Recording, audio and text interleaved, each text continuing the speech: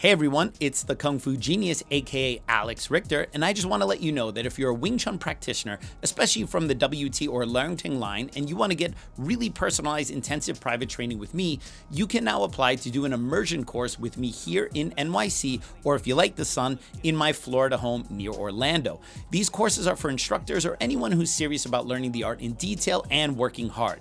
I teach in program blocks like Sunam Tao, Chumkyu, Buji, and Wooden Dummy, and those include the Chi Sao theory, fighting applications, and training methods as well. If you're really serious about learning Wing Chun, check out the link in the description below to find out about applying for a spot. And while you're here, don't forget to subscribe to the Kung Fu Genius on YouTube, like this video, and share it on your social media platforms. And with that, let's get started. All right, peeps. On today's episode of the Kung Fu Genius, the genius will be answering all sorts of hot nonsense from YouTube. Lots of gems, lots of double hook punches, lots of, I ain't gonna tell you what the double paak sao is, homie. Let's get to it. He is unstoppable, unbeatable, unbelievable. He's Alex Richter, the Kung Fu Genius. And every day, I practice martial arts. Watch out! Word is, I'm a Kung Fu genius. Practiced all day like a genius. Yo, Dre, how you doing, man? I'm doing good, Seafood. What's Gucci with you? Yeah, well, what's Gucci is apparently your style here. So I noticed when you showed up to the podcast today, you are, now for our audience members, apologize for those who are just listening to us on audio, but you are not just wearing a sport jacket, you are wearing a suit. And as I pointed out when you came in, that's not an off-the-rack suit, that is a custom-cut suit. I don't know what you're implying, though. Well, what I'm implying is, it's a podcast. I know, look at me, I'm wearing a One Punch Man t-shirt, right, and sweatpants. I love that t-shirt. Yeah, I but love that yeah, I wish I had that t-shirt. t-shirt Yeah, on, as you walk in like a custom cut suit, looking like a budget ass pit bull. All right. So what is up with? Are you trying? Because I don't want to say anything, but our sound guy Mikey Deane recently is getting vibes that you're turning into a bit of a diva. This is the implication that has no no base, no merit? Nothing. I was going to say, signs of a guilty conscience is the fact that you went straight to say, what are you implying? Yeah, exactly. When you know damn well what's going on. So it's like, well, because it's, first of all, it started with the diva-like behavior. You just like, we would all be set up to do the podcast, and you're like, oh, I need another 5 minutes to get all the questions right, and 30 minutes later, you're like, oh no, I'm almost ready. It's preparation. It's like preparation H is what it's like, okay? You're a pain in the ass. That's what's going on. You are like preparation H, all right? Pain in the osh, all right? Yeah. And then here we are, ready to record a normal-ass episode of the Kung Fu Genius, which, by the way, your new nickname is now, I'm the KFG, you are the TFG. TFG. That fucking guy, all right? The Kung Fu Genius and that fucking guy, the KFG and the TFG, all right? And here you come, look dressed to the nines, trying to make the host of this podcast look ghetto ass. Anybody that's listening can tell I'm not trying to upstage anything. No, the suit is the terrible suit. I see what you're doing there. It's terrible suit. And it's a nice suit. What are you talking about? It's cut very well. It's my worst suit. It's your, listen to you. That was it. It's my worst suit. All right? You come in here dressed to the nines. I got to go to work after. This is just your work clothes. The other job. Other job, right? Yeah. It's something you just threw together. Yeah, something I just threw together. Literally. Yeah. Literally. No. That's not something you just threw together. You thought about that all week about coming in that way, right? I'll tell you what, though, Mr. TFG. Wow. I'm not going to make this mistake again.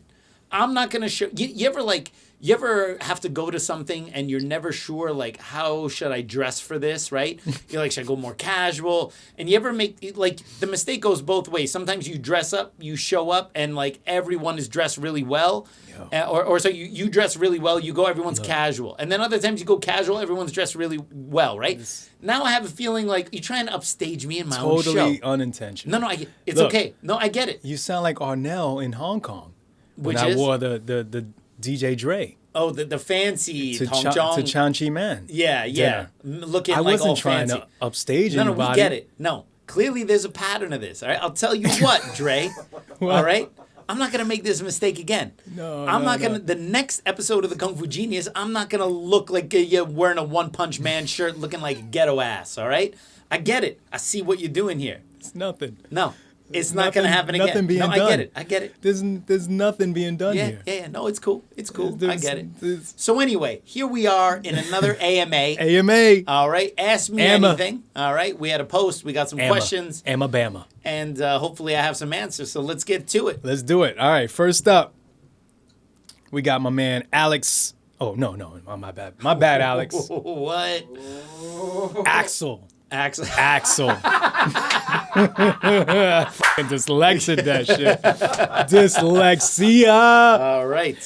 All right. Axel Stone. That's a cool name, man. All right. I have a question. Okay. Have you ever had any situations when you've had to use Wing Chun or just defend yourself in general? I feel like I have to defend myself from you all the time. Well, how so? All right. This subtle flexing that's going on is forcing me to use a lot of like verbal bong sounds here, right? Man. Yeah, of course. I mean, look, I live in New York City, but I don't live in a dangerous part of New York City. All right. What is the type of You self-defense don't live that we use? in Brevoort projects. Yeah, I don't live where you used to be until you moved on up to the east side, to the deluxe apartment in the sky. All right. I see what you're doing here. All right. So that sounds striking. What is the people always when you think about self-defense, people always assume that it's automatically physical. All right. And often people conflate fighting and self-defense. These are two different things. All right. Self-defense is something you need to do to protect yourself from aggression. And aggression comes in many different forms. And aggression can also start at one form and escalate into physical, right? But when you're in New York City for any period of time, every second, pretty much going on the subway is like an exercise in like learning how to avoid trouble, learning how to de-escalate stuff. And as many visitors, it's even like self-defense against bad smells and stuff like this. You're obviously, you've been living in New York far longer than I have. You've lived here your whole life. But everyone who's been in New York for at least a month learns this lesson. If you're waiting for the subway, and the subway is packed, and one car is not, you don't go, hey, look, there's no one in that car. Let me get Let's in go there. in that one. Hell no. There's a reason, and everyone knows the reason. Okay, all right. You can't see it as the train's pulling in, but once you get in, you look. And you go. See someone laying there. You're like, got me. And then the train doors close and lock you in. Stuck. And you're wishing you had the gas mask or something like that going on in there, right? So I mean, look, when you're younger, when you're a kid, you get into scraps, okay? And I think a lot of martial arts instructors who don't fight competitively, I'm not a competitor, I'm not a sport martial artist or whatever, they're gonna harken back to the days of the playground and go, yeah, I've been in a bunch of fights and stuff like this. Look, the scraps that I've been in my life when I was younger, when I was in school, this is, I think, part of every young boy's kind of, growing up. You get in little scraps, you push, kick, whatever, like that kind of stuff. Do I equate those things to fighting experience? No, these are things every boy has to get his ass kicked and kick an ass or two growing up, all right? This is part of your formative years. I did some karate tournaments when I was younger. I did that sport jiu-jitsu tournament with James DeMille, which I've talked about a million times. And, the last time I had to, physically defend myself against someone, all right, was the day Obama was elected. All right, and I always remember that. All right, and I'll always remember that because that was a very easy day to remember. So it was with the 2008, I think it's 2008, right? November 5th or something like that. Yeah, and I was living in Midtown at that time. You're right. I was living in Midtown at that time. So pretty safe area in Hell's Kitchen, despite the name. It's actually a very, very safe area to live in. Or you live in Hell's Kitchen. It's like, they call it Clinton now, all right? But no one who actually lives in Hell's Kitchen calls it Clinton. Everyone just calls it Hell's. The real estate agents tried to change it to make that sound nicer, but no New Yorker calls that area Clinton, right? And and in another part of Midtown, a little further south, is called Chelsea. And there's actually a border area, Shitty, not called Chelsea Clinton. There's actually a border area between Clinton and Chelsea. Yeah. And I saw there was like some community center. It was called the Chelsea Clinton Community Center, but it's not named after her. It's like the Chelsea-Clinton. Like, you know. And I just thought like, oh, that's kind of funny, right? Chelsea Clinton. Yeah, so like my neighborhood. So that's 2008. So I mean, we're coming on now like 14 years ago. All right? And you know, did people come into the school who, you know, came under the guise of wanting to try it out, and halfway through an intro lesson they get a little testy or whatever, and you have to kind of do something to them? That stuff is, am I going to say that that's a fight? No. I mean, like it doesn't qualify. Even if it gets a little weird or awkward or whatever, it's like, so what is the bar, right? Like, I'm not the guy who's going to go out there and say like, oh yeah, man, like I'm getting in fights all the time. Most of the traditional martial art guys in general don't get in nearly as many fights as they say they do, right? And there's some people, like a good friend of mine, Carl Albright, who back in the day, he was fighting all the time, right? So, I don't know. I feel awkward talking about these things because this is, you know, getting into street fights, all right? I've been able to successfully avoid that most of my life because I'm not an asshole, all right? If you're asking for it, you kind of just attract it. I mean, there's usually the big number for people who claim to have all these fights in traditional martial arts, not like in competitive. Because if you're in competitive martial arts, then you have a record, okay? You know, well, also like, oh, I'm 20 and 5 in kickboxing. Like you have a record, right? But usually the people who've gotten in all these like street fights because they worked as a bouncer, it's always 300. That seems to be the number. All right? That's the number. People are like, yo, I have 300 street fights and I've been undefeated. Now, when you talk about street fights, if you're a tough guy, you know, you're athletic, you're strong or whatever, and you say you got in 300 street fights, okay? So you have to start to do the math on stuff like that, and you have to think about what those implications actually mean, right? So if someone worked as a bouncer, let's say they worked as a bouncer for 5 years. Yeah. Okay?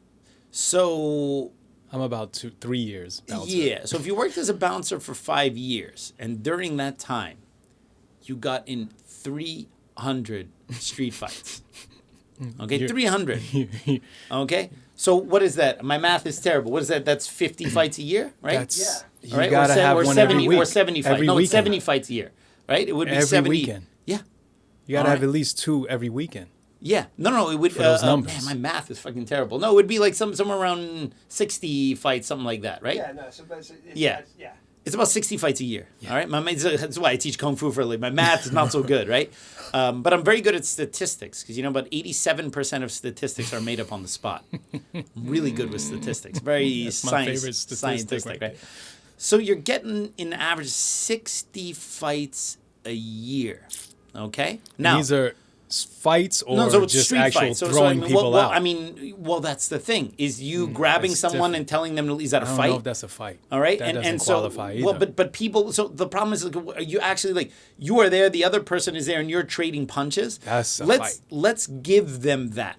Okay, let's say so 60 times out of the year, you and another dude are standing across from each other, and you are trading fists and grabs and punches and kicks. Okay. I can see a melee. Wait a minute, Dre. I'm not done. All right. 60. So in 5 years, your bouncer record's 300 fights undefeated, bro. That's 60 a year. So how many is that a month? All right. That's what, is that 5? That's 5? Or no? Roughly about 5 a month. That's about 5 a month, half, right? 6. Yeah, so about 5 times 12 is 60, right? Yeah. So that's 5 fights a month. It's kind of approximate because, you know, like a year is actually 365 days, so it could be a little more, could be a little less, but it's still a lot. Right. So you got 5 fights a month. That's slightly more than 1 a week. What kind of asshole are you to get in so many fights? So many fights. Yeah. Like, you would literally have to seek it out, or you would have to be like the most unreasonable person in dealing with any kind of verbal confrontation to literally get in that many, to get in 300 fights in 5 years. Okay? You're doing 5, but now let's pretend it takes you 10 years to get to 300 street fights. All right? Which is the big number that many people, but undefeated in 300 street fights. Okay?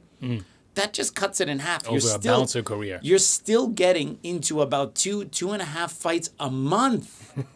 Okay? every single month, you got to punch and kick. Look, professional fighters don't even fight that much, all right? So when I hear like a lot of the records of these guys who are like, yo, my ring is on the streets, bro. I don't fight in the ring or whatever, right? You have to go like, I think there's something wrong with your math. Or if your math is true, you're just an insufferable asshole, right? Or possibly they're just like beating up children. Well, yeah, exactly, right? Like weaker adults. That's a good point because a lot of these nightclubs are full of drunken. Yeah. So you're beating up a bunch of dudes, right? Yeah. Oh, yeah. And then you write that on the wall, like, yo, man, beat the shit out of 5 drunk dudes this month, right? Yeah. And so I tend to believe if you're someone that teaches martial arts, sober, you teach martial arts on a regular basis. Like, when do you have all the time to get into street fights? And how can you, on one hand, tell your students, like, look, fighting is very dangerous. You want to try to de-escalate a situation to avoid it, because if you actually have to fight, you have to be ready that no matter how good you are, no matter what you know, there's always a chance you're going to get injured. And we know this because people win fights, or at least I should say they protect themselves, which doesn't mean they knock the guy out, and they still have a black eye and is scratched up and all that stuff, and they're the winner. Yeah. People win fights in competitive sport fighting, and their face looks like it went through a meat grinder, and they have their hand raised, all right? So you have to realize that there's always a huge potential for risk when you fight. So how can you teach your students to defend themselves and teach them the high stakes in real street fighting, and yet paradoxically always get lured into fights yourself all the time, right? It just really doesn't make any sense.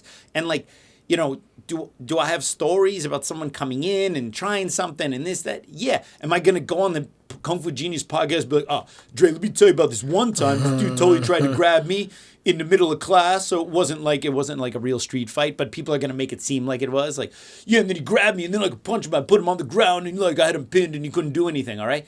Yeah, in a controlled demonstration, someone decided to do something tricky, and then you defend yourself, and then you put that as a notch on your wall as a fight. I don't know. And also, like, if people have all these fights, you ever have a buddy or someone you know who like comes back to tell you about some fight they were in, and they can tell it to you in all this detail. Like, oh man, and then he grabbed me, and then like I moved my hand like this, and I took his bat and I punched him, and then I did this thing, and then he tried to do that, and it's like, if you ever been in a fight, you don't remember. You don't remember shit. You remember a couple things, and maybe the only way you remember what actually happened is when your boys tell you later, like, oh man, when that guy grabbed you, you did this. And they're like, yeah, that's right. And then they're kind of filling in the gaps for you. But like, when people go through this like simulator, right? I remember like this one Wing Chun guy, not one of my students, someone else was telling me how like he had done the bong sao lap sao back fist against someone in a bar, and then the guy did this, and then he did that, and then he did this.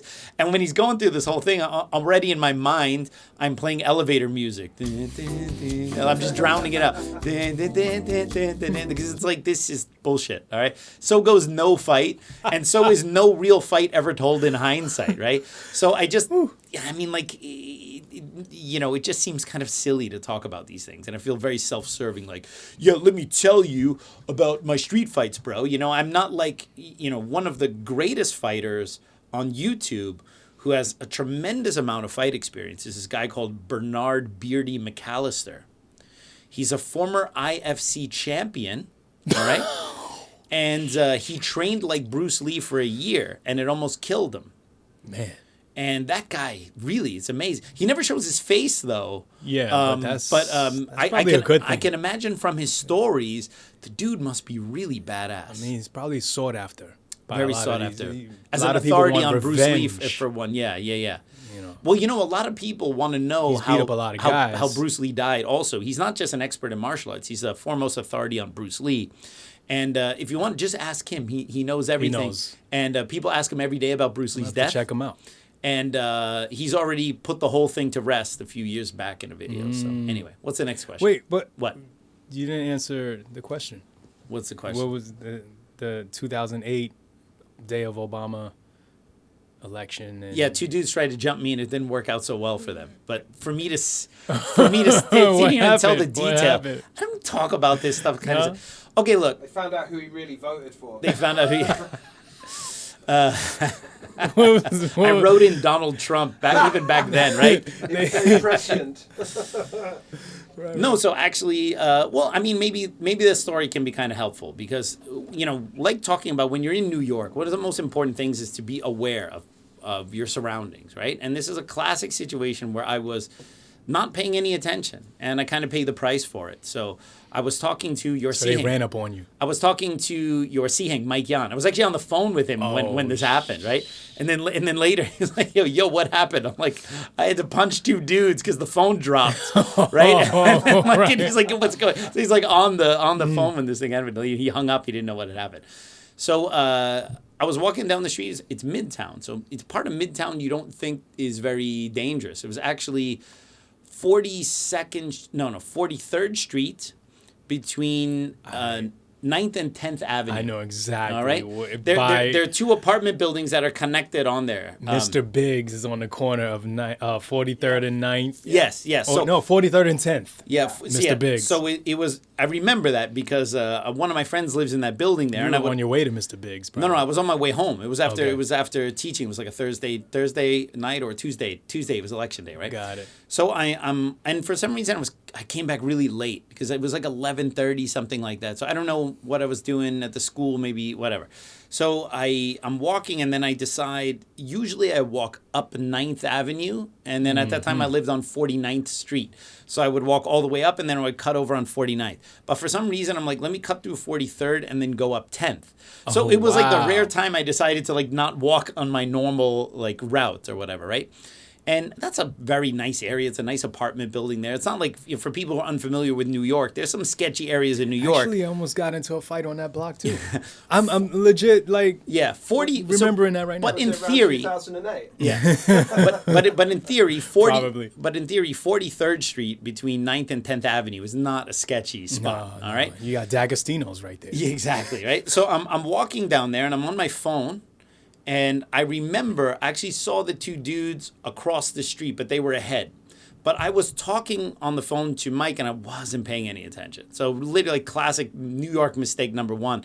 You know, you see some dudes kind of turn around and look at you from across the street, and like you need to pay attention to that. But I was like, I don't know. So Mike Yan is a very distracting person, right? Okay. And this is about 2008, so you don't have all the fancy Bluetooth. So I'm like literally holding my whatever Nokia bullshit or BlackBerry or whatever the hell I had at that time, right?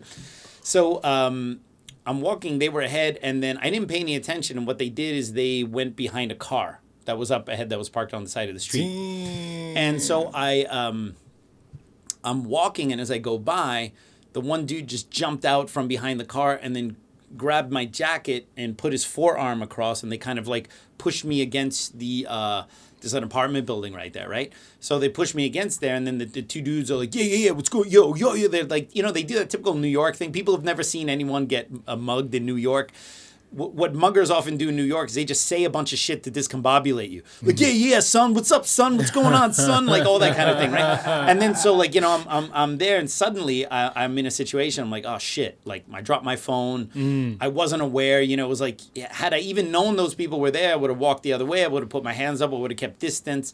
But, it's the classic surprise attack. Yeah. And it's a difference between social violence, which normally escalates from a verbal situation, to predatory violence, which is like these guys have pre-planned this kind of thing, and they've clearly have done it before. So the guy's grabbing me, and so the one guy's in front of me, he's grabbed me across like this. The other guy's right next to me, and they're very, very close. And basically, they want my wallet. And I had just gotten back from Hong Kong, all right? So I got back from Hong Kong like a week earlier. And when I was in Hong Kong, my now wife, at that time we weren't married. While I was in Hong Kong, she gave me a wallet to use while I was in Hong Kong, like so I could put like because the Hong Kong bills are bigger than U.S. dollars. All right. So if you have like a thin like wallet for American dollars, and like the Hong Kong cash like sticks out of that like that, right? So you need to get like a special wallet. Hong Kong style wallet. And all so, right. but it was a lady's wallet from Agnes B, like this like designer ladies wallet, right? and so I had like 30 Hong Kong dollars, which is like nothing, all right? great. Which is like This is nothing. great. It's like So a you couple pulling out bucks, these right? Hong Kong dollars And I on had them? my Hong Kong Octopus card, which is the the Metro card over there. But I did have like one debit of my actual U.S. debit cards in there, right? But I had not yet converted my wallet over to my American wallet. For some reason, I still have that Hong Kong wallet in my pocket, right? And so they want my wallet. And I remember I pulled it out and I showed it to the guy. And the guy goes, "What the F is this?" Because it's like total lady's wallet, right? And then and then I'm like, oh, well, if you don't want it, I go to, he's like, no. And then he takes it, right? And they wanted my bag. My bag had my laptop in it. And at that time, so what, 2008, I didn't have everything on the cloud like now. I didn't have like, a staff, a team, and this stuff isn't all living online in the cloud. Literally everything I had for my school, all the photos, all the advertisements, the documents, valuable. Everything is on that laptop. Yeah. All right. So I don't think I was even using Dropbox, even though that existed. Like I wasn't even using like stuff because I'm an idiot when it comes to that stuff, I don't right? think that stuff was even accessible. Yeah, but I was also to like that in point 2008, I was still more or less managing everything myself. I would have some students help me out here and again, but I was kind of running everything, right? So my all of City Wing Chun was on that computer. And they wanted it. Got to protect that. And so I made a judgment that, like, so if my students would ask me what to do in that situation, I would tell them literally to do the exact opposite of what I did because it's not worth it. What's in your bag, it's not worth it. If these guys are going to hurt you, if these guys are going to do something, give them your freaking wallet, right? It doesn't mean like the pride of like, oh, my martial arts instructor should be able to beat these dudes up. There are two dudes in front of you that got you next to the wall. And we're talking about stuff, all right? You want to live another day and not just get into some kind of weird, all-out kind of, fight or something like that, right? So, but then I gave them the wallet, and then they wanted my computer. And in that moment, I was like, in my mind, I'm like, no. All right? So I just decided I'm going to make a judgment and not give them this, right? But the problem is that I was in a bit of a predicament because the one guy, he's grabbing me with his forearm across my chest, which means that the kind of straight center line punch is out of the equation. Also, the other problem is with multiple attacker scenarios, you start wailing on this dude, the other dude's going to jump on you, all right? So all of this stuff, these are things that we address in our class, but these are all things that are kind of flashing very quickly in my mind in terms of like, what is the tactic to get out of here, right? So in my mind, really quickly, I'm thinking, all right, the guy's grabbing me. If I straight punch him and I start hitting this guy, the other guy's going to jump on top of me. I don't actually have an escape route to run because even if I hit this guy and move here, he's leaning on that side and that guy's on the other side. I mean, they know what they're doing. They kind of corner you. Yeah. So you don't have an escape. So I was thinking, and this is where, when you practice a martial art like Wing Chun, which is not about fixed sets and sequences, it's about adaptation and adapting to the situation. You have to basically adapt what you've learned and what you do to the situation, even if that adaptation is not necessarily something you've done in class. Right. You need to create adaptations on the fly. So in Wing Chun, in the third form of Biuji, we have the hook punch, which is a very tight hook. It's not a sloppy swing. It's a very tight hook where you use the turn. But again, it's the same problem. Even though I cannot use the straight punch against this guy, if I hit this guy, the other guy's still going to jump on top of me, right? So I remember in that moment, and I don't know where this came from because I never did this shit in my entire life. Never practiced it. I never ever practiced. It's not like, because people tell you like, oh man, I practice this thing all the time. And then these two dudes did it to them. It's like, I tend to believe it didn't really work that way, right? Okay. Here I was like really like, okay, making some very quick decisions. I basically realized I have to punch both of these guys at the same time. Who the hell ever does something like that? You ever think, it sounds like some fantasist nonsense. Like, he did two punches and hit the guy at the same, like the two dudes at the same time. This is a bunch of bullshit, right? So I just decided, okay, I'm going to hit both of them with the Wing Chun hook punch. Okay, from Biuji. Because you practice both of them on both sides. Yeah, but normally you have to do it with a turn. But because I have to do both, you cannot turn with both of them. So basically I have to come around and I have to clock both of these guys right on the chin at the same time.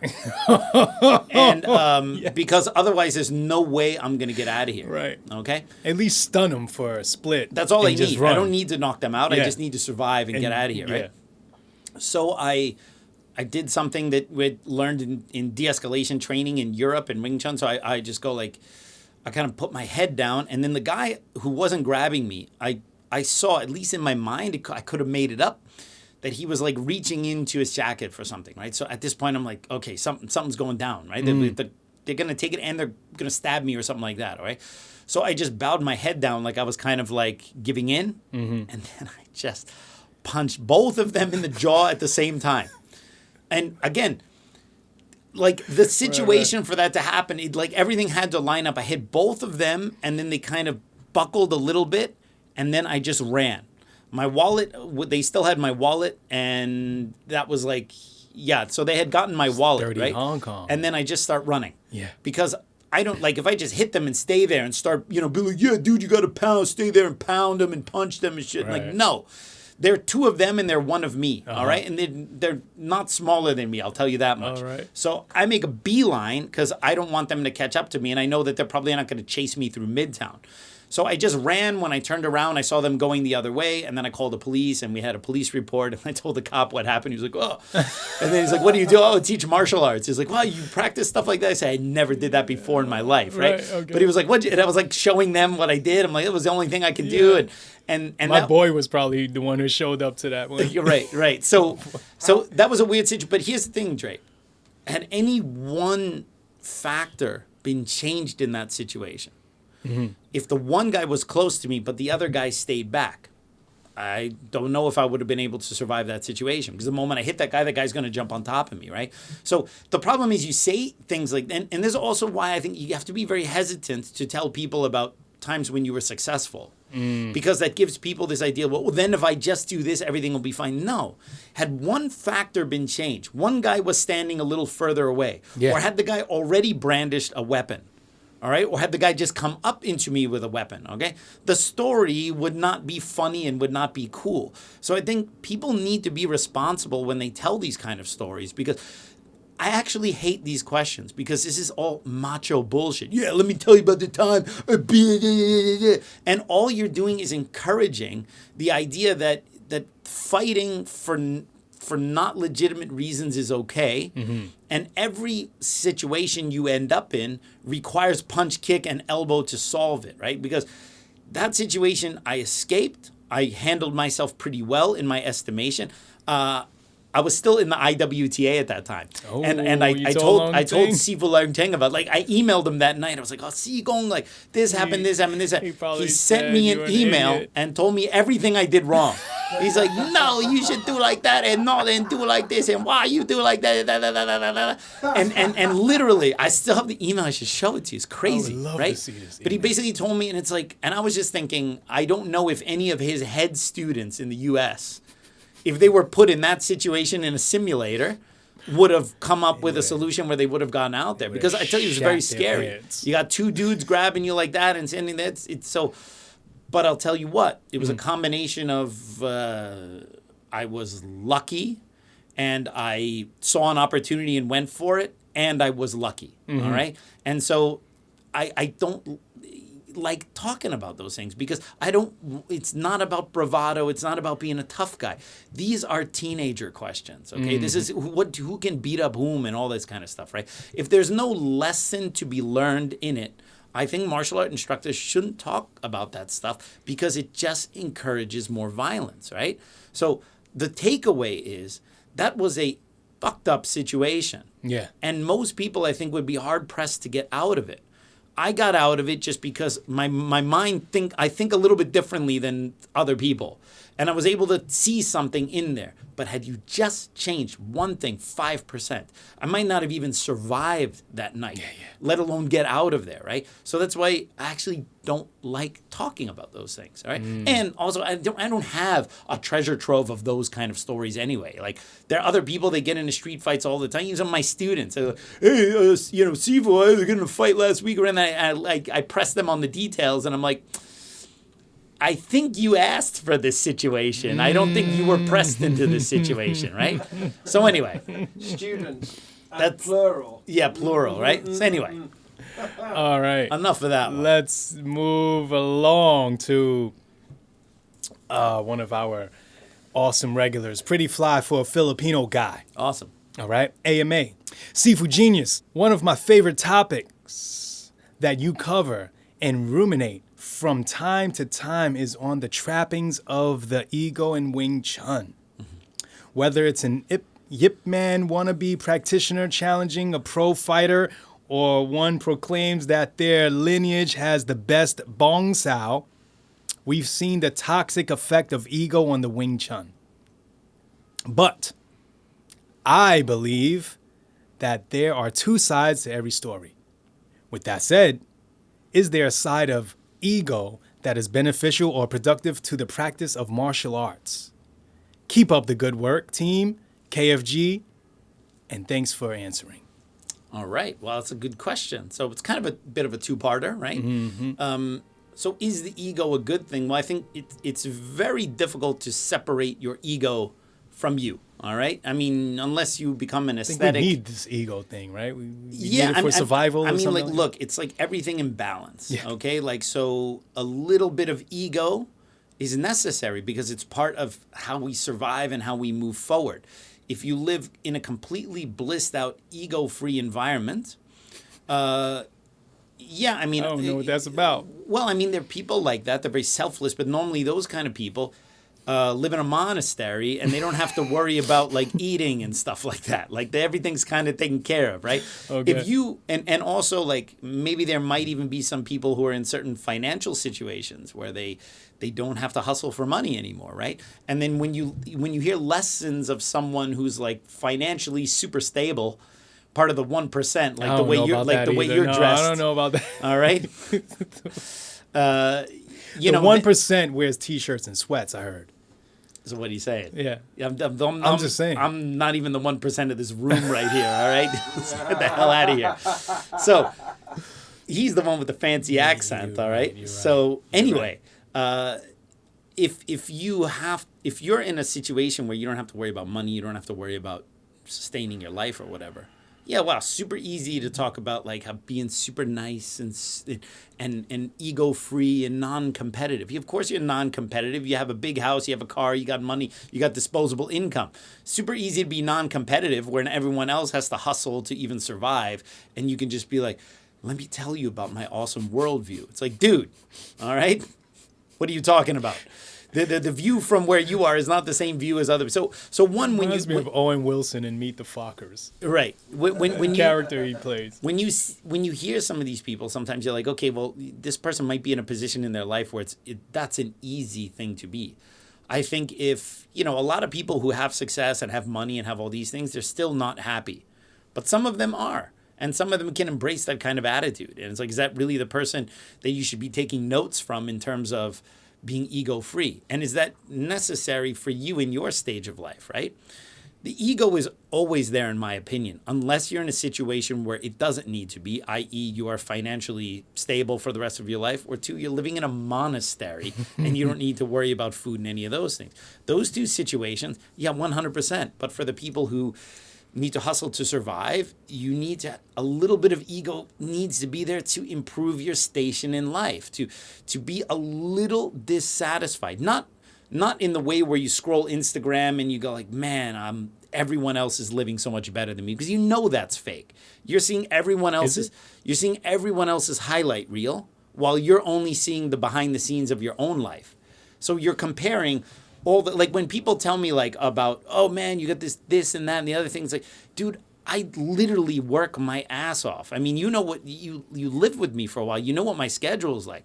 I get up in the morning, I'm looking up this stuff, I'm studying this, I'm writing this book, I'm doing this, I'm doing that, like, and then I teach in the evening, and then I have my training, and then I have to sit across from you and talk to your ass for 2 hours, right? This is work, man. It's work. And then people see the podcast come out on Monday and like, wow, amazing, right? But it's literally nothing but work. If you saw my schedule from morning to night, there's nothing glamorous about that. Mm-hmm. It's like work, it's eating while I'm working, and then having time for my kids. And as soon as an hour I have with my kids here, boom, then I'm on to the next thing. And it's like, it's like that, right? And you only see what I post on social media as the fruits of that labor. But that does not represent the majority of what my life looks like. That only represents the end product of lots of different things that I'm doing at the same time. Mm-hmm. So there's nothing to be envious about, because if you saw how much hard work went into the books that I do and all these other kind of things, they should be better for the amount of time I'm working on that. This podcast should be better for the amount of time I'm putting in. Right? The rewards, okay, yeah. You know what I mean? So it's like, that's a different thing. So it's that type of ego I'm not talking about, because it's easy to scroll through your Instagram, scroll through your Facebook, and look at everyone else's posts and just go like, man, what's going on with me? That stuff is real. Yeah, you're looking at everyone else's highlight reel, and you're not looking at the struggles. And in your own, your movie of your life is all the stuff you need to do to keep this facade together. Meanwhile, what you see everyone else do is like, oh, I'm at the beach or whatever. And, you know, it's like that's the one time they went to the beach that year and they're taking all these photos like they're living that beach lifestyle. And then you go, man, I haven't even been to the beach this year, right? At least that's what...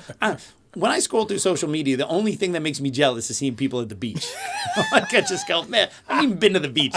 All right, people driving fancy cars, whatever. I'm like, oh, that doesn't, whatever, right? It's the beach. I get jealous about the beach. Okay. All right.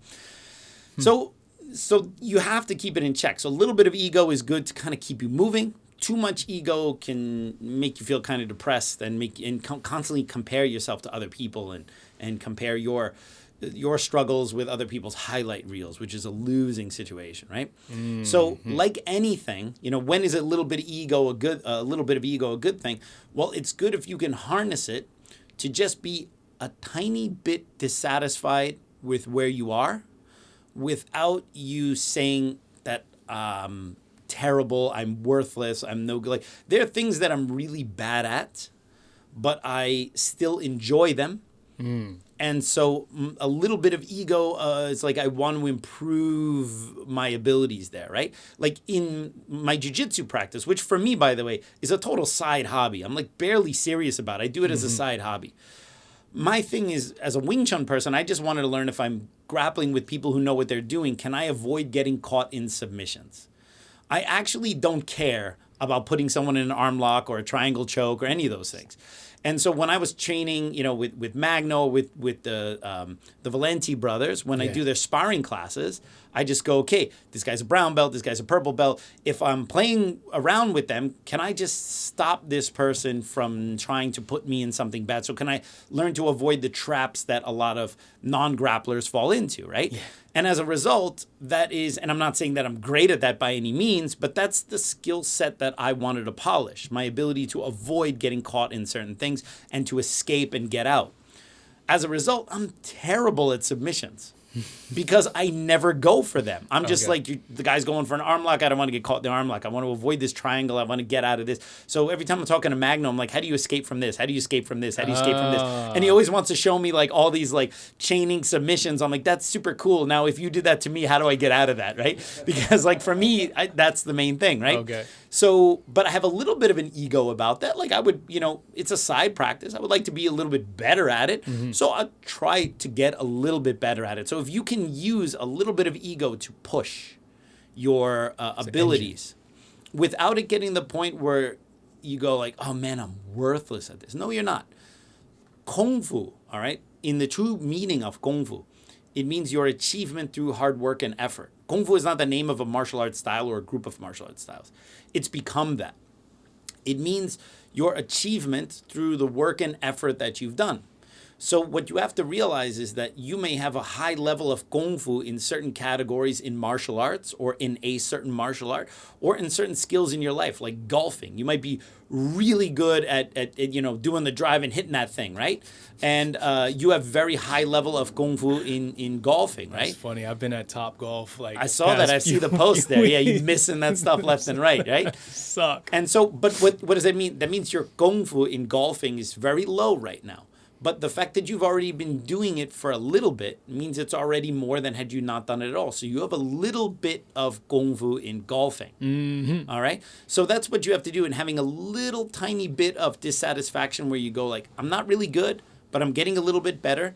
And then you have those incremental gains over time. And that is where you can use your ego in a healthy way if you're just... Put it this way, you just be mildly dissatisfied with your skills. Even if you are very bad at something, you have to be gentle with yourself, okay? And feel just a mild, like, it could be a little bit better, and then just search incrementally to improve those things, in even something you're terrible at and can't do at all. Yeah, most people are too hard on themselves. Yeah. And some people thrive in that environment, but... the self-talk you have in your head, which mostly is unavoidable, you need to still steer it and go like, okay, I cannot kick without falling over, for example, right? So you start working on that and you go like, can I just lift my leg without falling over? And then you get that skill. All right, can I kick now without falling back? All right, now can I kick now with a little bit more power? So having just a little bit to go step by step is a healthy way to use ego. An unhealthy way is one to tell yourself you're terrible and you suck at it.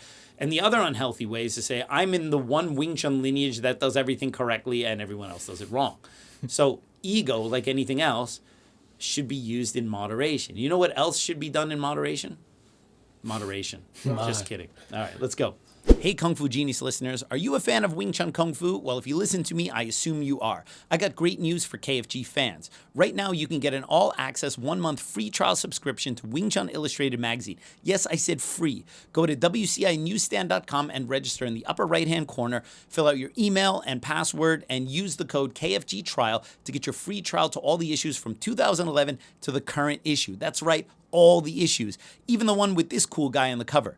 That's me for those of you listening to us on audio. My Kung Fu Genius column is also in all the new issues, as if you needed another reason to get this awesome magazine. Go get your free trial subscription today. For all that information, check out the description below. And now back to me. All right. Good stuff. All right, Flash Errol. All right. Another cool name, like Flash Gordon. Mm-hmm. Awesome show, Seafood Genius. Awesome. I have a question. Mm-hmm.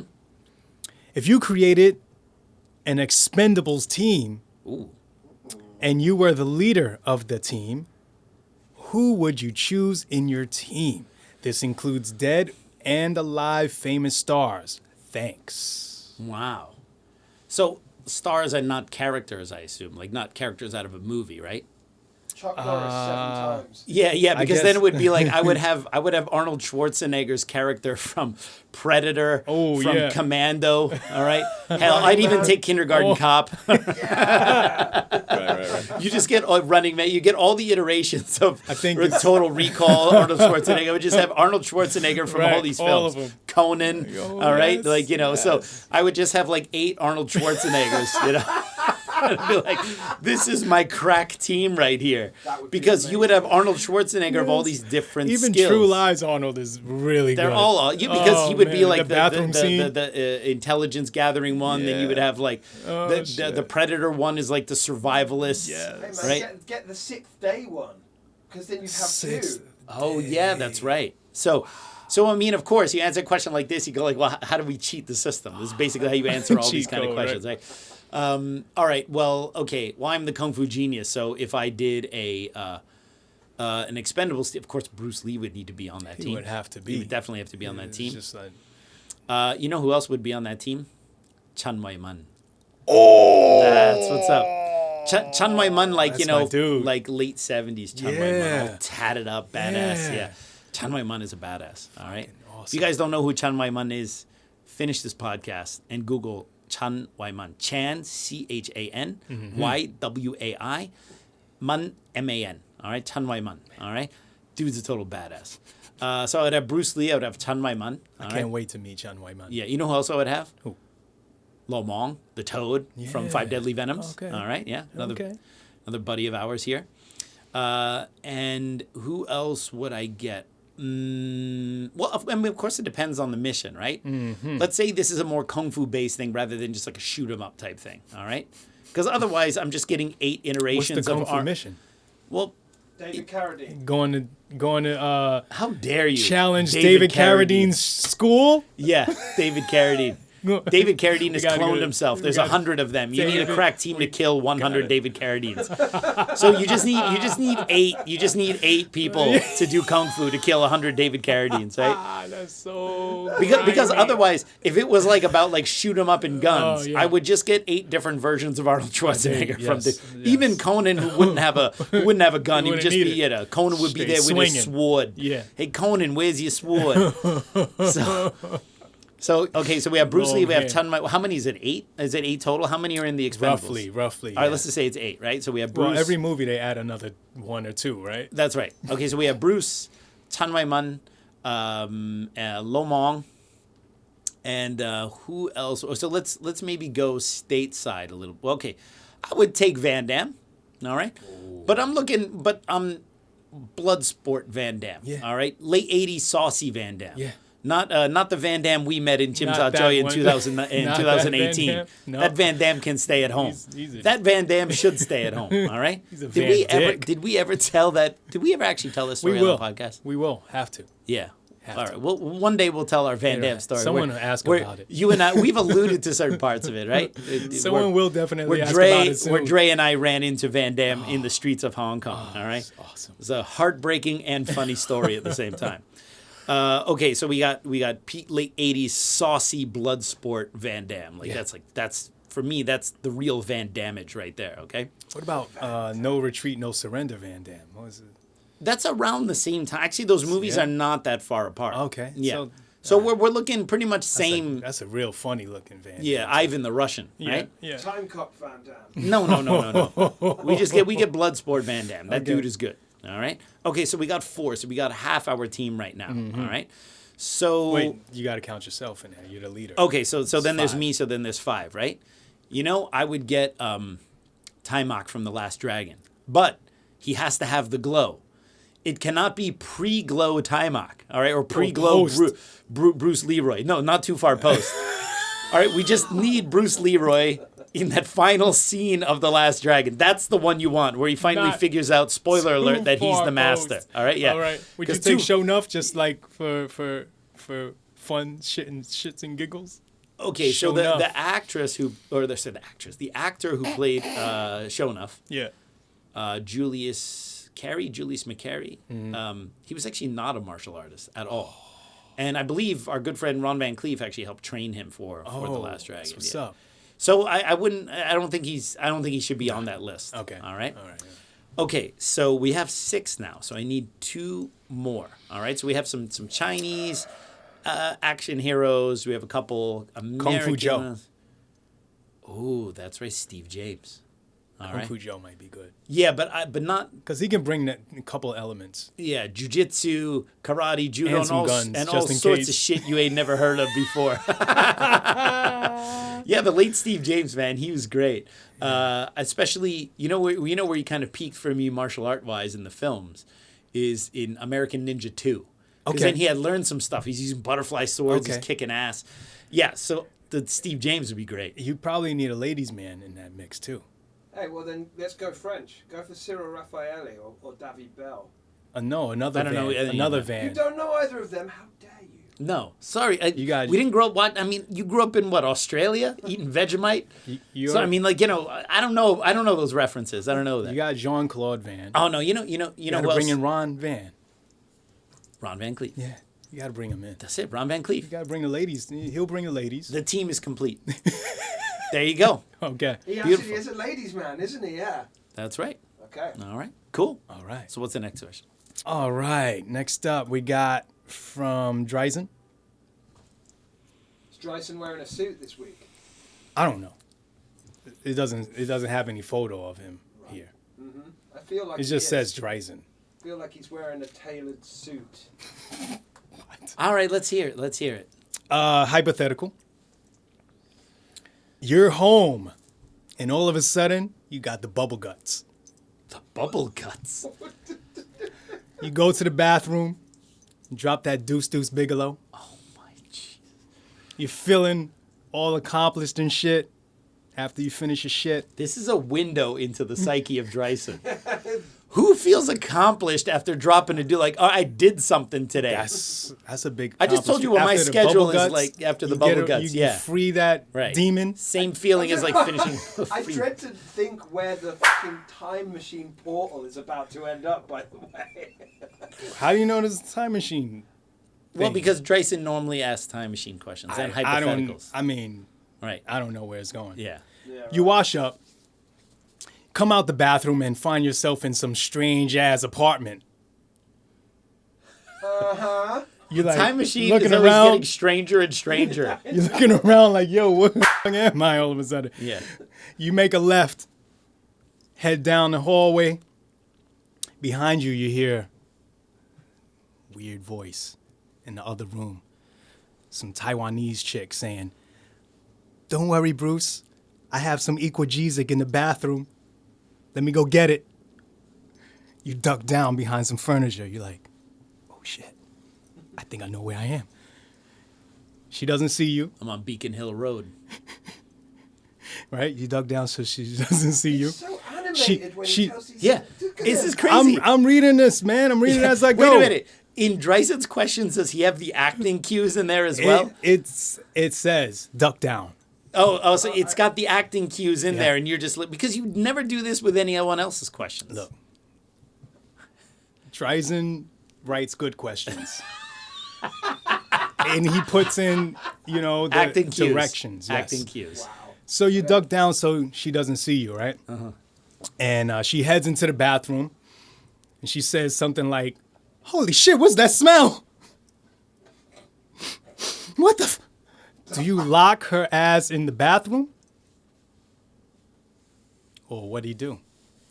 In that situation, Yeah.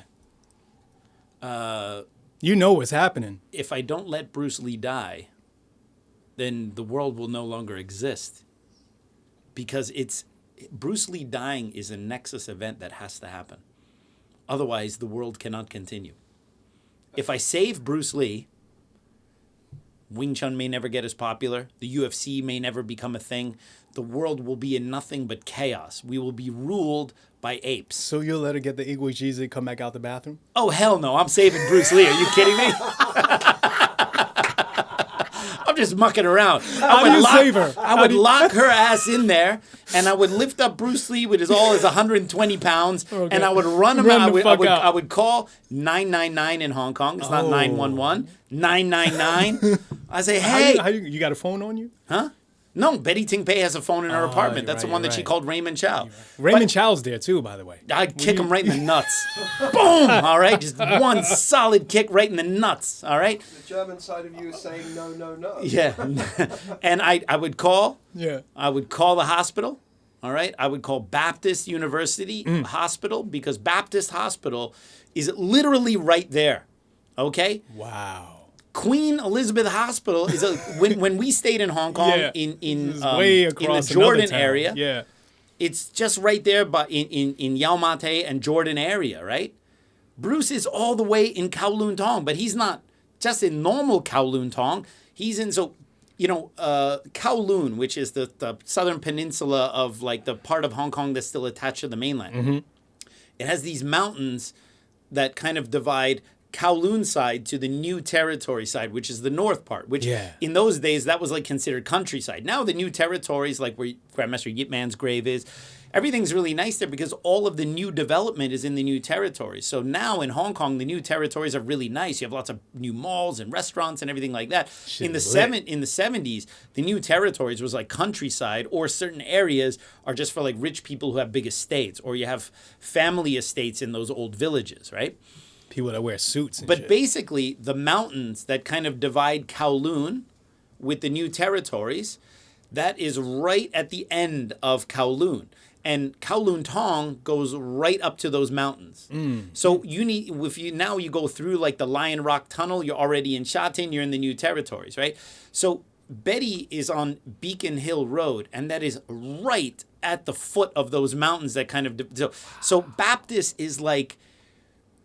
It's 5 minutes, all right? It's 5 minutes 5 minute east. run. 5 minutes. I could probably carry Bruce 120 pounds. Yeah. And I will tell them, I'll say, Baptist, we need an ambulance here, but I am going to run him over there because his brain is swelling. There's not a lot of time. You need to have the mannitol injection ready to go, okay? And you're going to see me. I'm going to be the freaking crazy white guy in the One Punch Man shirt, all right? Okay? And they'll be like, what is One Punch Man? I'm like, sorry, I forgot it's 1973, okay? Yeah. White guy, beard, glasses. I'm going to be carrying Lei Xiulong in my arms, running like this. You're going to find me because it's going to look crazy. Because I know if you dropped me off right now in front of Betty Ting Pei's apartment, I could run you to Baptist Hospital right now off of my head. That's how well I know Hong Kong. So I'm like, okay, send the ambulance here, all right? But you'll see me on the road on the way there. Okay. Because I'm almost certain I could carry Bruce Lee on my back to Baptist Hospital faster than the ambulance could get there. I can do it. I would get them from Beacon Hill Road there, no problem. Wow. I would just, and all that rowing training, I'm just going, like this. And I would bring him there, say, have the mannitol injection ready to go. He's got brain swelling. We don't know why. We're going to find out. All right? How does my knows all this? Yeah. I would be like, yeah. And then, of course, because time was changed, everyone would be looking at me like, how did you know all of these things? I'm like, dude, I saved him. They're like, yeah, that's what you want us to think. And then I would end up going to jail for the rest of my life. And then there would be no Kung Fu Genius podcast. So you see, you cannot mess with the time-space continuum. Something's going to give. Happening. All right? Okay. Damn. Okay. So we and then I'm like, Bruce, hang in there. KFG. Bruce, hang in there. And don't worry, I'm going to tell Bobby Baker to burn those letters. Hey, Bobby, burn those letters. Bobby. You know your daughter? Yeah. She's going to sell them in the future. Burn those letters. Burn all of them. All of them. Even the ones from Linda. No, especially the ones from Linda. Bobby, burn those letters. All right? I would 100% save Bruce Lee. What are you talking about? And there you go. What's the next question? Leap is getting really weird. Huh? Quantum Leap is getting really weird. Yeah, that's right. The time machine is getting grimier and grimier. I thought it was already grimy when the time machine was the Midtown Tunnel. Yeah. And now it's become a toilet after Bubble Guts. Yeah, totally. I mean, I don't know. Third. That dude Dryzen is creative, man. All right, next up we got Flono McFlooney-Loo. Okay. Oh, God. I'll take that for $1. I have a question. Back in the day, Bruce Lee told Dan Inosanto there was one thing he had to keep secret. The double paak sao. Why is that, and what is it about the double paak sao that is so special? How do you use it? Someone wants to know about double paak sao? I'm not going to reveal that on the Kung Fu Genius podcast. All right, next question. Damn, homie. Nice try, bro. All right, next up we got Roberto Santiago. Awesome. Where in the world is Roberto Santiago? Question. C for Alex. When will you interview Ron Van Cleef on your show? Wow. Also, could you please explain what Jarn Dialect theory, power beneath the elbow, is all about? Aha. Thank you. Great. Well, Ron Van Cleef's a good friend of ours. We've already mentioned him on the podcast before. Yeah. We'd love to have Ron on. So Can't wait to have Ron Ron's in Hawaii, so we have a little bit of a time We might difference. have to go to Hawaii. Where in Hawaii is he? I'm not sure. Waikiki. Waikiki. Yeah, Waikiki, Yeah, yeah. no, because I actually might legit be going to Hawaii. Oh, yeah. No. I'm not introducing you to him. Are you crazy? He's my friend. I'm like, yo, there's this weird Australian who's coming. Or wait, where are you from? New Zealand? Why? You know what? I don't know. Forget you. Okay. I Forget you. don't know why I just literally had a flash picture of Ron Van Cleef and my Siheng Caillou hanging out doing some wild shit. That's right. Oh, yeah, let's all get together. Yeah. That'll be fun. Yeah. So, no, we should have him on the podcast. We could do it through Zoom. I'll do it now. We haven't done an interview in a little while. Maybe it's about time. We'd love to have Ron on. He's got some great old stories making movies in Hong Kong back in the day. He's the Black Dragon. He's the Black Dragon, and he knew Sifu Leung-ting in the early 70s. And yeah, so lots of old stories, and I really like that. So, plus, he had like a very famous full contact fight where he ended up getting kicked on the ground. Like he was beating the dude, and then he kind of started clowning around. He got killed. Would love to hear that story as well. I mean, I know this. He's told me the story before, but get him to say it on the podcast. So that would be interesting. So he then Roberto asked for Chang Dialect. Chang Right? Dialect. But he spells it in the Leung-ting way, so I got to have a Leung-ting book. So Jarn. Okay. It's not Jarn. It should be Chang. Chang is elbow. Dai, there's like dai and dai, the two types of dai, and one means underneath, the other one means bottom. All right, and so that type of power, this is essentially what is known in Wing Chun as force from the lower elbow. So some translators force from the lower elbow, and some translators force from the bottom of the elbow, meaning your tricep. Either way, whether you tend to translate it more as like low elbow power, where your elbow's in a low position and you launch the punch forward in the very kind of typical Wing Chun way, or you're talking about the power from the bottom of the elbow being a euphemism for triceps, it basically means you punch with your elbow down. All right, and then you extend it there. In a very similar way, like if you're doing dips, If your elbows are flared out, it's a lot harder to do it, right? But if you bring your elbows in and you keep your shoulders down, you can really recruit the triceps and the lats in a way that is a lot more efficient in terms of getting more muscle recruitment to lift yourself up and down. And that's essentially from a mechanical perspective, how the Wing Chun punch works, all right? Before the internal guy goes, no, you've got to sink and, use the floor and the breathe and use the, yeah. Okay, just talking purely mechanical, all right? So, hey. Take it easy. All right, okay? You essentially have what we call cham zhang lok bo, which is sinking elbow, dropping shoulder. Okay, so this is the basic body mechanic. If you lift your shoulder when you try to punch, you are disconnecting that from your lats, so it's not the same type of engagement with your body. So you want to keep the shoulders down, the elbows low, and punch from this low elbow position. And so this low elbow position is not just important for punching, but it's important for many of our low elbow positions. Fok sao, tan sao, all of these positions that require you to have the elbow low essentially use this zhang dai lek, this low elbow power, right? That's pretty much what it means. Wow. I actually talk about that in my Chum Q book about the second form. I actually discuss that particular thing, the power from the bottom of the elbow versus like the low elbow power. So if you want to read more about it, Seek the Bridge. That's it. Wing Chun Companion Book Volume 3. Wow. Available at citywt.com. Dope. Dopeness. All right. Moving right along. I think we got time for maybe one or two more. Let's go into Bella Cheney. Do you believe Yip Man taught the whole art of Wing Chun or even really knew the full art? I've always felt Wing Chun fills a gap between long range and close quarters, which makes me believe there was way more grappling involved in its original inception, than what is seen, studied today. That's a great question. Very speculative. People who are going to tell you, the original Wing Chun had XYZ, which the modern iteration of Wing Chun doesn't have. You have to then ask a follow-up question, which is, how do you know? The thing with a lot of traditional Chinese martial arts is that, especially if we're just looking at, let's say, Southern Chinese martial arts, a lot of them have similar or identical origins. Not all of them, and some of them are more closely related than others. But many of the Southern martial arts styles, they tend to come from what we call the Hakka tribes. All right, so the Hakka tribes is a nomadic tribe of Chinese people, generally from the north, and with the bridge between like the Hakka people and the Southern styles is usually as follows. Most of what we consider orthodox Southern Shaolin martial arts usually have their sources in Fujian or Fujian in Mandarin, white crane. Now, we're not talking about that Peking white crane that you see from the movies.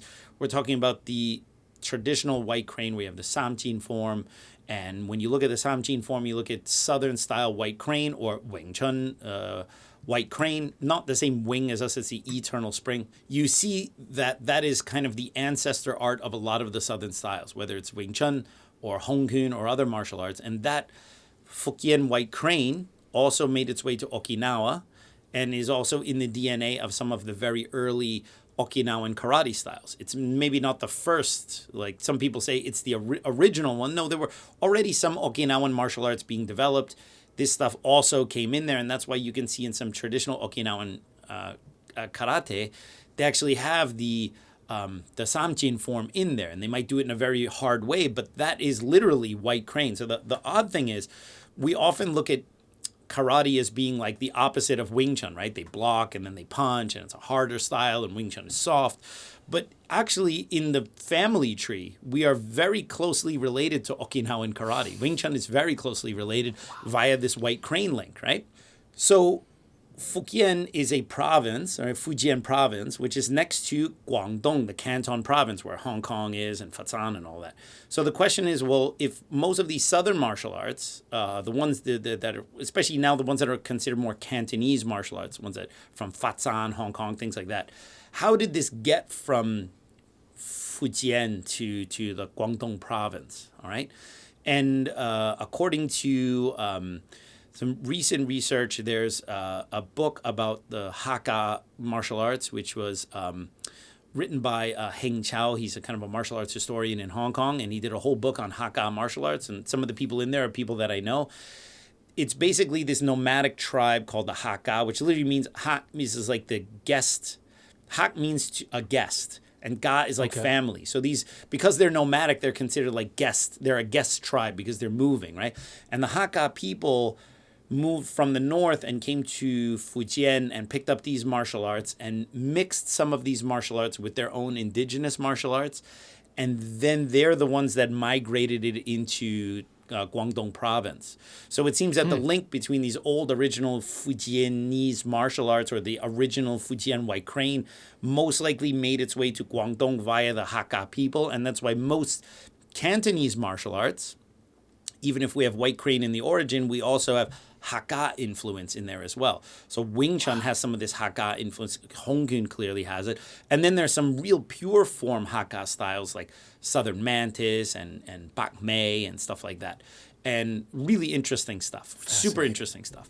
So if we want to talk about what would Wing Chun have had before, all right, like, because it's easy for people to go like, oh yeah, the original Wing Chun style had all this grappling stuff in it. How do you know this? Because here's a style slightly related to Wing Chun that had some grappling, and here's some old texts and they said that they have it. But the problem is this is just post hoc confirmation bias, right? The fact that this one style or this one thing had this or whatever, people make these links. They're Wing Chun historians who are basically trying to tell you that Wing Chun is originally Tai Chi, or Wing Chun is originally a northern style.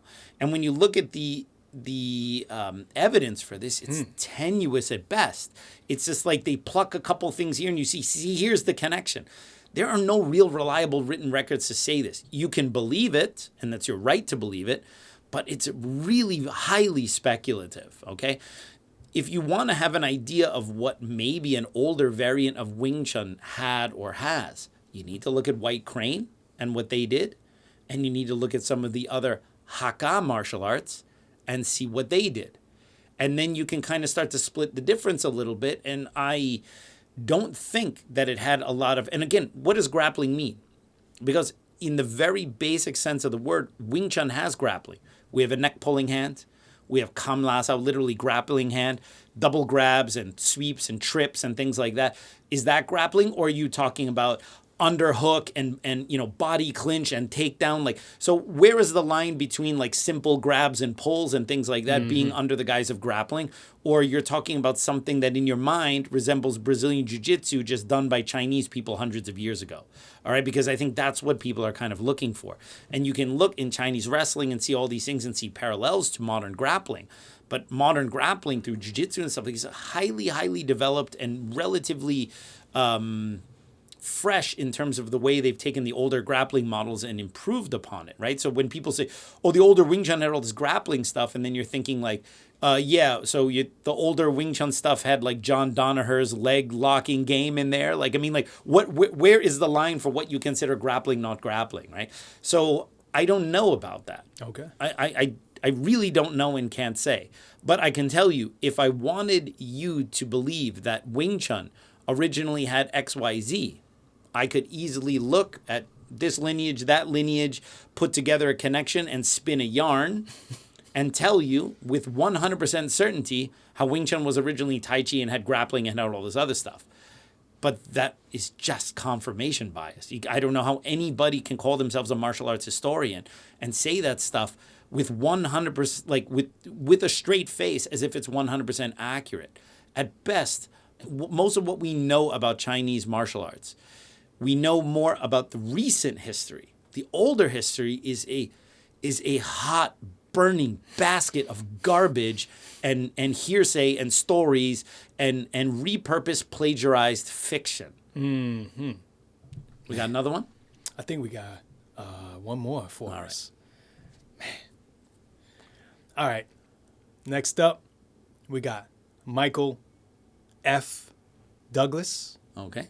After Yip Man moved to HK in 49, did he train with any other high-level kung fu guys?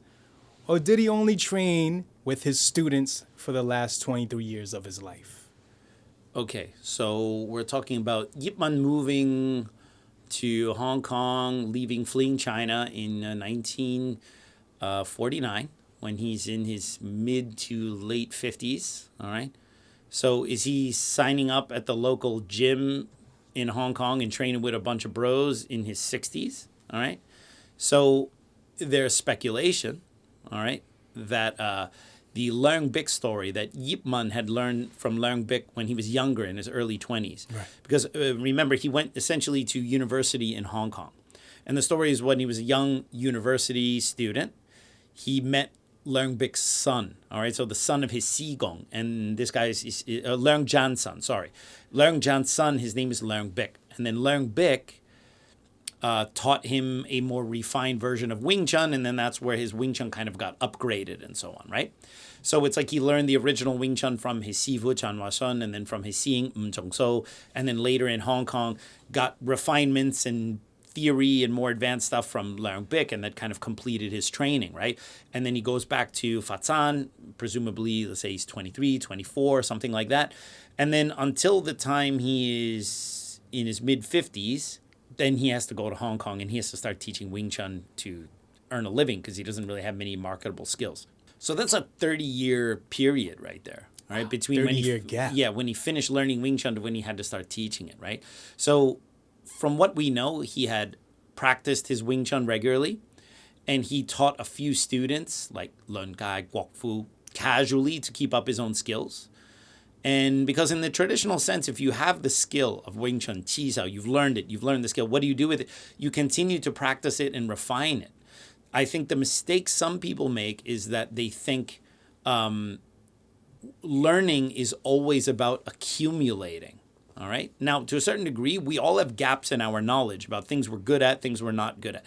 It's actually a good thing, especially nowadays with all the resources we have on YouTube and things like that. You can look around and see what these people are doing, get some inspiration and improve it, right? But the downside to that is the modern information age has given people the idea, I think, and it's just my opinion, that getting good is a matter of accumulating a bunch of shit, all right? Learn this Wing Chun thing for 3 years. You learn the forms really fast. You learn some Chi Sao, and then start mixing it with this other thing. And then when you're dissatisfied with that, go and look at this thing and learn that thing over there. And then when you're dissatisfied with that, go over there, right?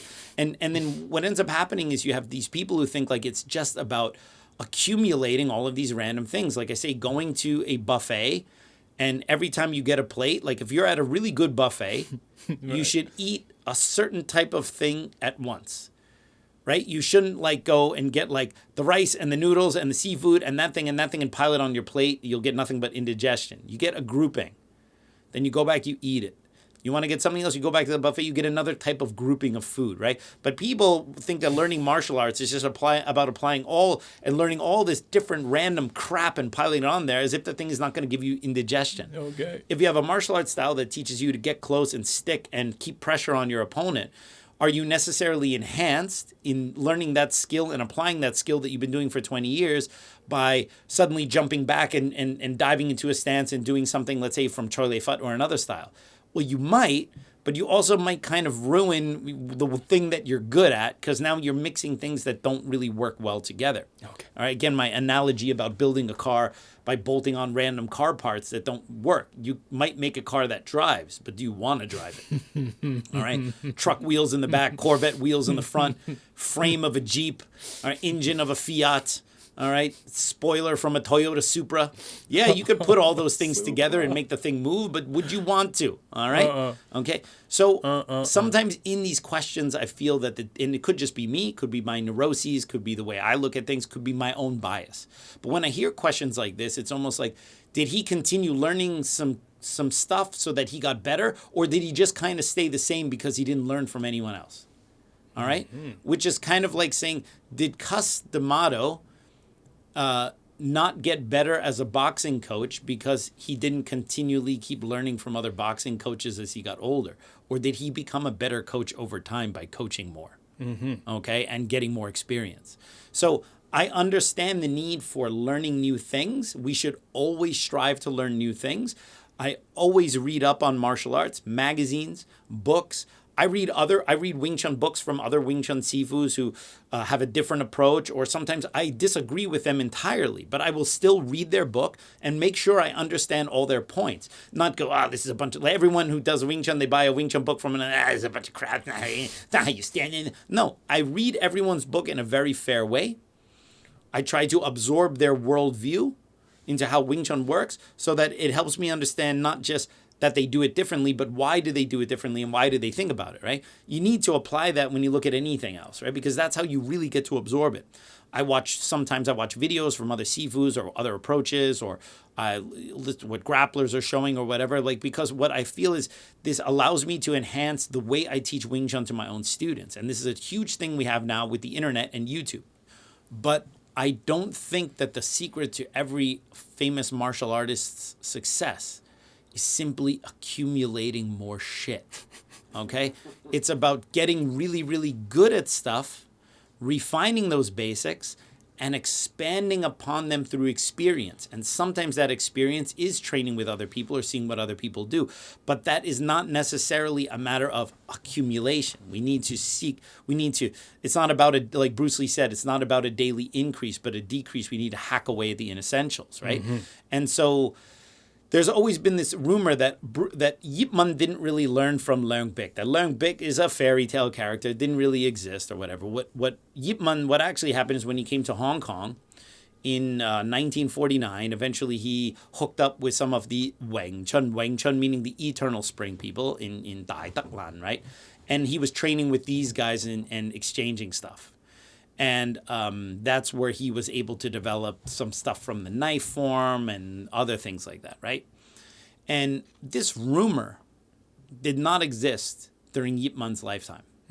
And people point at some weird photos of Bruce Lee next to Chu Chongman and say, see, they knew each other. And like Yip Man putting his hand on Chu Chongman's shoulder, like, oh, see the reverence that Yip Man held from, like, these are literally normal gestures any adult male would have to another adult male who showed up to their banquet. But people go, see, that is not the proof. You know how many knuckleheads have photos with me? All right. And it's like, you can go, I die tomorrow. It's like, see, this guy clearly learned from Alex because he's got his arm around him at Home Depot. All right. Okay. Not the case. All right.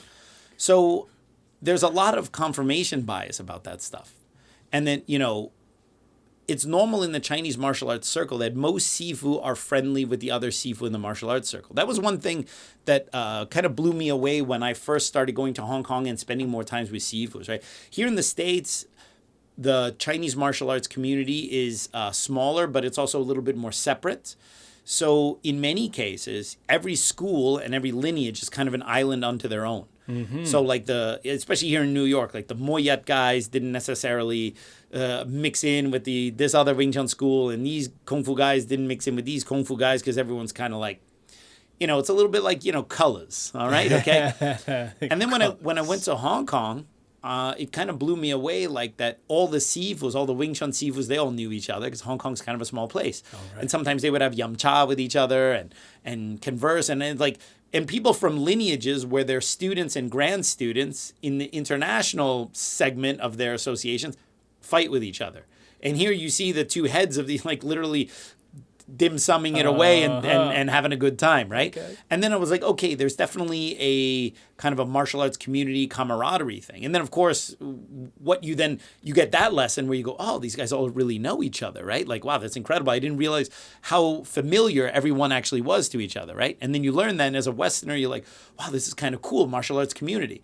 And then they separate, and then it's like, oh, that guy, his student is no good, and blah, blah, blah, blah. And then you hear all this stuff, and you go, oh, no, they still do talk shit about each other. They just don't do it to each other's faces. Right. All right? And then you're like, yeah, it is kind of the same, but sometimes in Hong Kong, they just pretend, bei mean, show face. Show face. But it's a bit of an act sometimes, to be quite honest. For some, not. Some do it in an open and honest way, and others, it's just a public gesture, right? Face-saving gesture. Wow.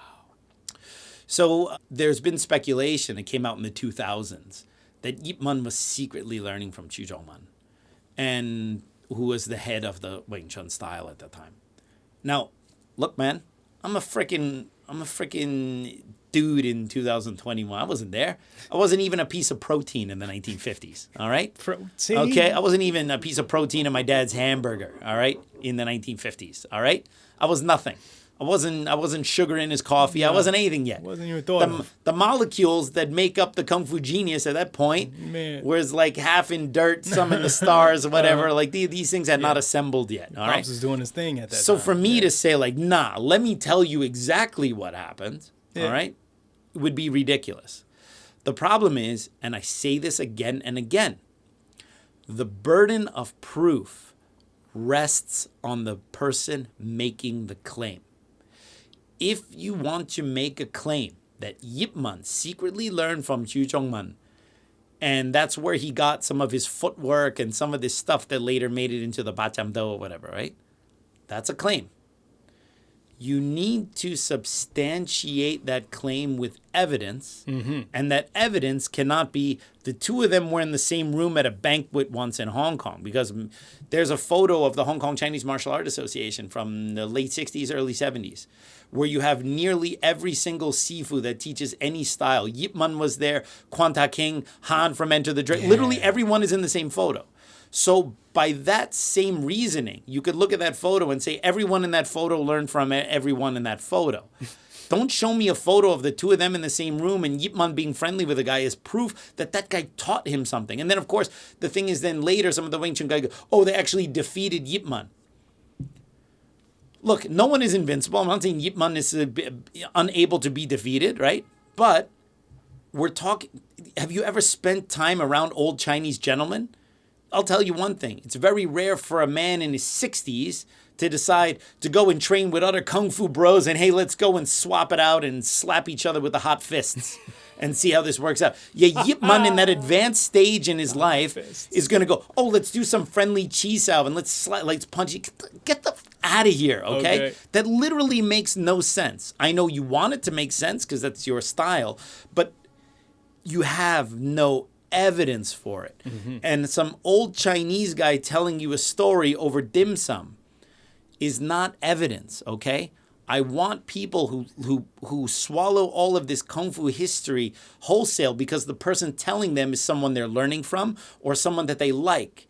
The plural of anecdotes is not data. Data is facts. The anecdotes, stories, hearsay, shit people say, like this whole podcast. Yeah. All right? The plural of anecdotes does not equal data. Okay? So if you want to make a claim, whether it's Yip Man learned from Chiu Man, William Cheung was the only one to inherit a secret style through Leung Bick through Yip Man, okay? Or any of these things, okay? So-and-so is the only person to learn this from this person here. Only these person, you can make all of those claims, all right? But if you want to stand by it, you need to substantiate it with facts. Now, I admit some of these things are hard to substantiate because maybe there is no hard evidence for these kind of things. So then you need to call it what it is, a frickin' story told over dim sum. Yeah. All right, and that's when I'm just telling you stories. I say, hey, this is a story I heard. I don't know. I don't have any skin in the game whether this thing is true or not. And Kung Fu people need to be more honest about whether you're just telling stories that could be true, might not be true, or you're actually saying that something is something. All right, like this is legit. And there was and the reason why I tend to, and I don't have any skin in the game, but the reason why I tend to doubt a little bit the story of Chiu Man is because there was an incident that happened between one of Yip Man's students and people from that lineage. I'm not going to say who, but Yip Man's second student, or some say first student, all right, which pisses off all the Leung Sung people, Lok Yu, punched someone in the Wang Chun lineage, right, in the mouth. And this was very early on in the beginnings of Yip Man Wing Chun.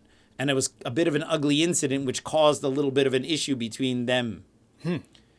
Yip Man dies, no one says anything. Chiu Man later dies. And now suddenly in the 2000s, oh, did you know that Yip Man learned from Chiu Man? I'm like, the same lineage with Yip Man's student punched that guy in the, and I'm not going to say who they punched, in the mouth. Okay, it can happen. Crazier stuff has happened. But I need to hear some. It's not up to me to debunk it. It's up to them to literally tell me how this can be true. All right? Because the fact that someone told you over dim sum, okay, doesn't make it true. I've also heard some shit over dim sum. And about 5% of it is worthy of repeating. Okay? Most of it is just pablum. Yeah. And that's all I got to say about that. All right, everyone, what did you think about today's episode of The Kung Fu Genius? And what kind of topics would you like me to talk about on a future episode? Go ahead and comment below. Don't forget to like and subscribe to The Kung Fu Genius, and I'll see you guys next time. Word is I'm a kung fu genius. Technique speaks for me, not lineage. Forget Jet Li, cause I'm the one. Many call me seafood, but to you I'm Seagung. And I produce masters. You surpassed us. Your kung fu stiffer than corpse and caskets. City Wing Chun is the house I built. Violate the gate and your blood gets spilt. Alex Richter, always the victor. Wait, what's going on with your hair? What do you mean, what's going on? What's happening with your hair back there? Both of you in the A. Yo, Dre, is this thing on? I didn't hear it. What That's happened why. here? I normally hear myself in there. You were moaning and complaining about being deaf on Monday, so I turned your headphones down slightly. But I can turn Whose it back show up is again. this? Dare you turn my mic? Whose show is this? What? It's the KFG, not the TFG. I had like a little thing in my throat all of a Budget sudden. ass pitbull. All right, Pit. Lots of gems, lots of hook punches, lots of... I ain't gonna tell you what the double paak sow is about, homie. Let's get to it. Wow. Not bad. I think it's passable. One take, Drake. Well, you only said hook punches and not double hook punches. Should we give it a pass? No. All right, do it. Do it again? Yeah, do it again. Oh, shit, man. Pitbull has funny songs, man. And he has mad Miami chicks around him. Yeah. In every I video. know you want me to do the intro. I know you want me. So do that intro. Yeah. I know you want me. Like I want you.